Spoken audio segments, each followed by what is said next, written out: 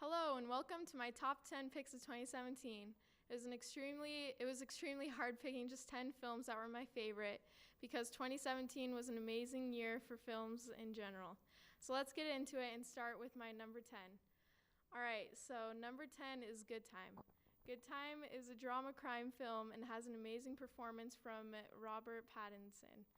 The film is set in a way to lure you into the story even when things seem hopeless. Robert Pattinson sells the entire movie and was definitely snubbed for Best Actor in the Oscars.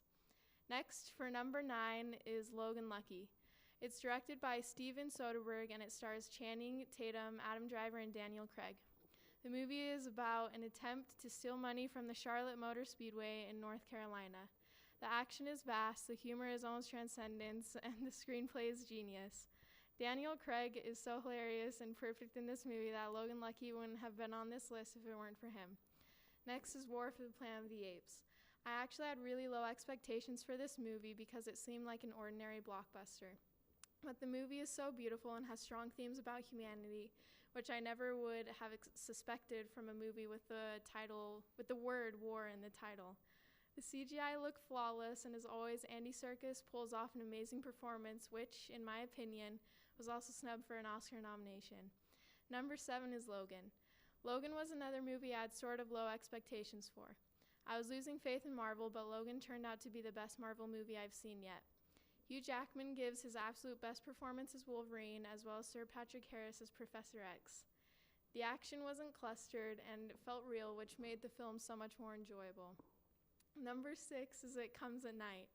It Comes at Night was reprimanded because people thought it was going to be a horror movie when it turned out to be a psychological movie. In my opinion, the low budget of the movie makes it more intense and psychological, and it makes you feel like you're in the movie. It's also hard to summarize the movie, but if you're a fan of psychological movies, then this is the movie for you. Number 5 is A Disaster Artist, which I love despite the news about James Franco. It's another comedy on the list and also stars James Franco's brother, Dave Franco. James Franco and Dave Franco were amazing actors in it and amazingly didn't ruin the movie The Room and made it even better. Next is The Big Sick for number 4. The Big Sick was an original Amazon movie and, in my opinion, has been the best romantic comedy to come out of the 21st century. Kumail Nanjiani was hilarious alongside Zoe Kazan, but even more with Ray Romano and Holly Hunter. There are so many fantastic one-liners I'm sure people will be saying in 2018. And again, I'd go as far to say that the whole cast was snubbed for Oscars, especially Holly Hunter and Ray Romano. Number 3 is John Wick 2. I still can't believe this movie came out this year, and I'm excited for the sequel, John Wick 3. The colors are gorgeous in the movie, and the tension in the movie is scripted so well and masterfully. I love the contrast of blues and yellows and makes the movie seem a futuristic action that's set in modern times. Keanu Reeves is perfect for the role of John Wick, and all the stunts in the movie are done by him. The action is really smooth and beautiful, which you don't see in a lot of action movies anymore.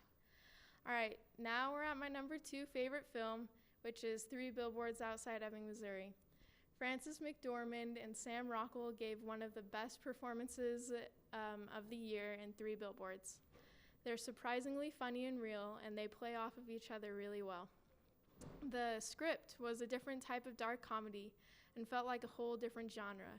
The soundtrack was also surprisingly one of the best soundtracks to come out of 2017. So now my number 1 pick for best movie of 2017 is Blade Runner 2049. I know that for people to really love this movie, you had to be a fan of the original, but either way, it was a masterpiece and was snubbed for so many nominations at the Oscars. It was nominated for Best Cinematography, which should win because it was gorgeous and unbelievable. Denis Villeneuve should have been nominated for Best Director as well as the score for Blade Runner 2049, but wasn't. For me, the cast was also amazing and had heartfelt performances from Harrison Ford and Jared Leto. I wish more of the cast had more lines because a majority of the movie is a silent Ryan Gosling. But either way, it was my favorite film of 2017. So that wraps it up for my favorite films to come out of 2017. I'm Bailey, and this was the Filmcast.